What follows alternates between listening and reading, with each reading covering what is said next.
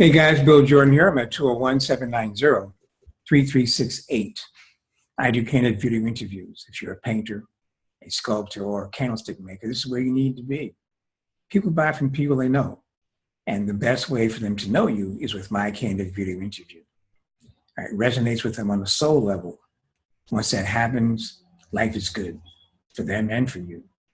And I'm saying it like that because I had this feeling, in between, in breaks between the different clips, I had this vision of like the planet, with this light shining down the planet, a golden light shining down the planet. And it was like peace over the globe, because we as artists were, activated. We've been raising the conscious level of the planet. In the meantime, I'm asking myself, where are we going? As the song says, what's the future showing? And as artists, we had that answer. We're going where we want to go. We're going where we want to go by by what we craft and how we craft it. You see, that's the question. Where we're going, where we're headed. That's for people who don't know, who don't have a sense of who they are. Once you know who you are, man, and on the real, you're the master, you're the mistress, you're the alpha, you're the omega. Why? Because you conjure stuff up. You make visual stories, and stories are things that come to pass. What's that phrase? It says, truth is stranger than fiction or something like that. I'm not sure how it really goes, but think about stuff like Jules Verne. Or he's in a better one. I think I mentioned it before, but there was this book. It was called The Titan. The Titan was a steamship. It had three smoke things, and to make a long story short, it was a story about a ship that was considered to be unsinkable that sank in the North Atlantic.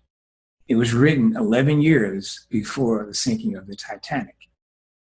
Everything was almost the same. Everything was almost the same. Another book that we should know about is called Wag the Dog, and it foretold. It was written before the Bill Clinton scandal. Right now, is that rare? I don't know.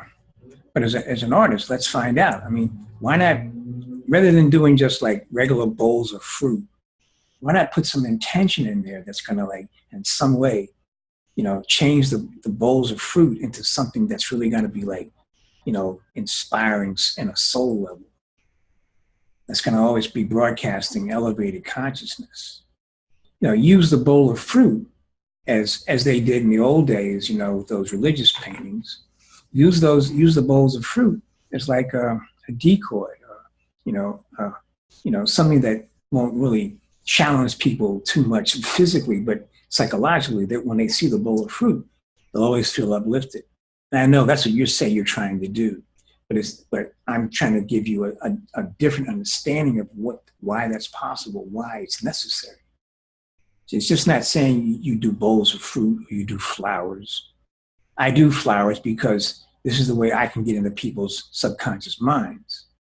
I do flowers because I can get into their subconscious minds and raise their consciousness.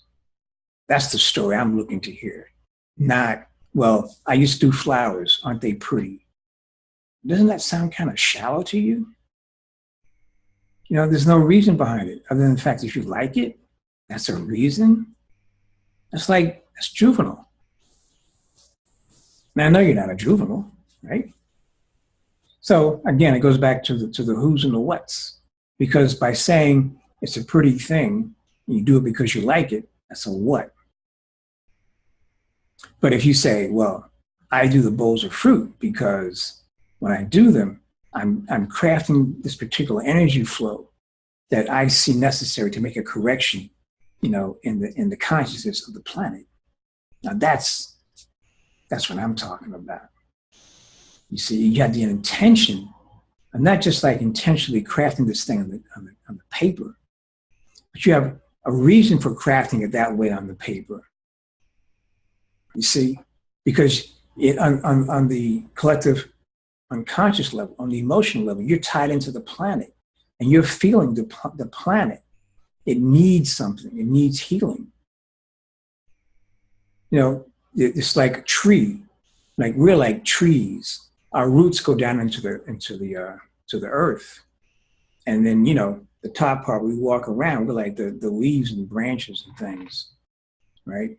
But as trees, we also putting information into the ground. As people, we're putting some information in the ground that's not too helpful.